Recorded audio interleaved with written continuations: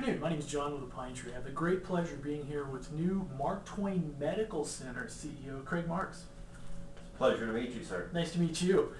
Now, you are the new CEO, but there's a lot of new stuff going on here at the hospital. Tell us a little about it.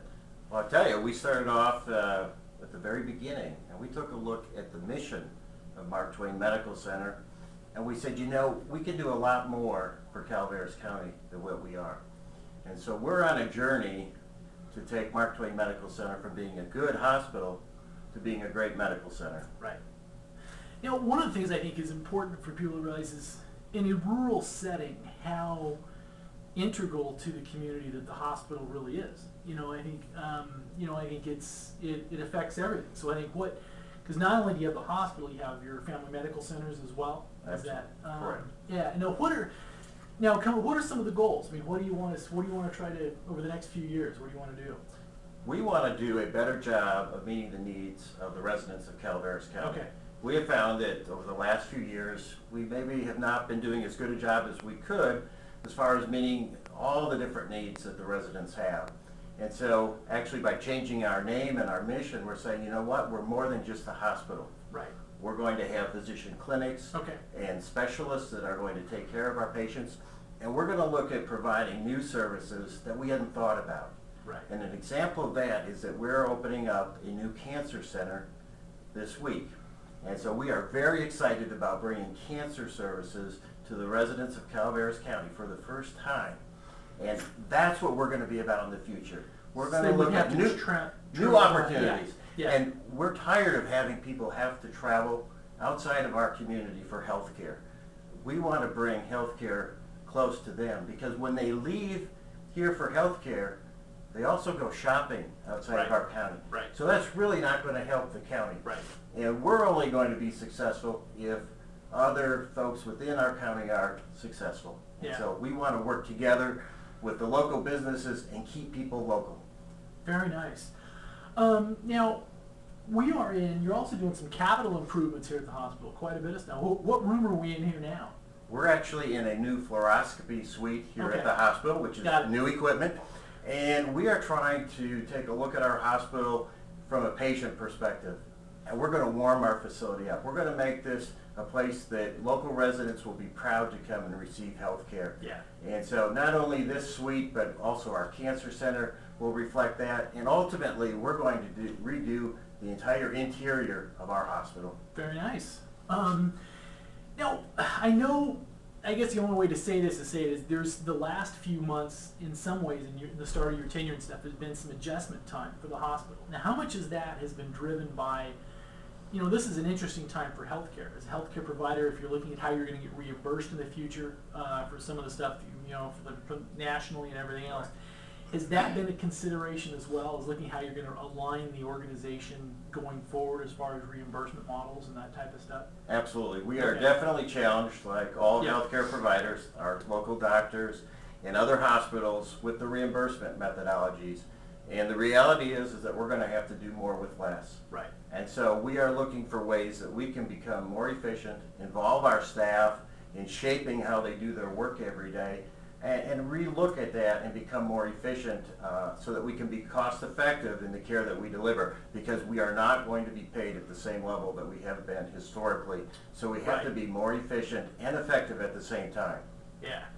Now, was that, and I guess the last of the tougher question, but was that a consideration too because you had to do some layoffs, you know, as far as, is it kind of in essence, I know because some of those jobs will be picked up in other areas like the cancer center and stuff. Was that? Right. We really had to position ourselves so that we were in a position to where we could grow. Right. We need to be financially successful and have a foundation that now we can look at adding new services.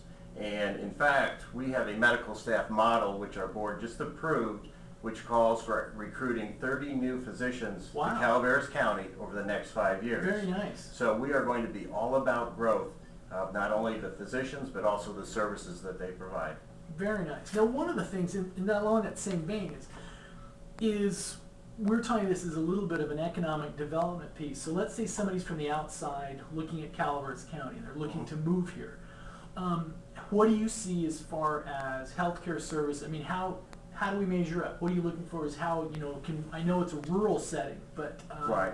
And we have a mixture of folks that live here. Right. And we need to be able to take care of people from pediatrics, so the Mhm. children, all the Mhm. way to our senior citizens. And so we're going to be looking at adding additional physicians such as internists and cardiologists to help meet the needs of our older residents that are here. Right. But really along that entire spectrum, including women's services. That's an area that we have not done a great job of in the past, and so we are going to be looking to add OBGYNs and increase the level of care that we provide for women in our county. very nice. Well, I guess a little bit of last little piece is tell us a little bit about yourself or your background. How did you end up here in, in Calaveras County? Well, what I like to tell people is we want to live and work in paradise. Right.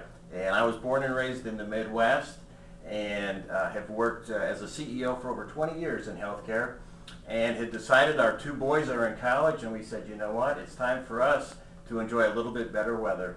And had an opportunity to work with Dignity Health, who is our partner Mhm. here, who provides tremendous resources and an opportunity to be a part of Dignity Health and also to help Mark Twain become a great medical center, something that I've done at other hospitals, help turn those situations around, and to me, it's a great community. My wife and I enjoy it very much, and we've Right. enjoyed all the people that we've met here.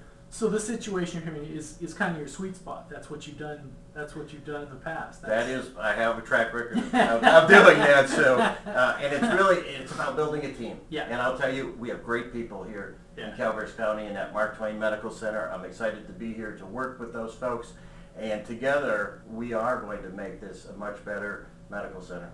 Is kind of coming from the Midwest. Some people would say that the foothills is kind of the Midwest feel of California. Is that we think that's an advantage. The small town community feel. That I think that does it feel kind of like home so far? Absolutely, it feels very much like the Midwest, and that's a strength, I believe, as we look to grow our medical center. We're going to need to recruit new physicians and new employees to work at our medical center, and we have so much to offer here. It's very much like the Midwest, except the weather's a lot better.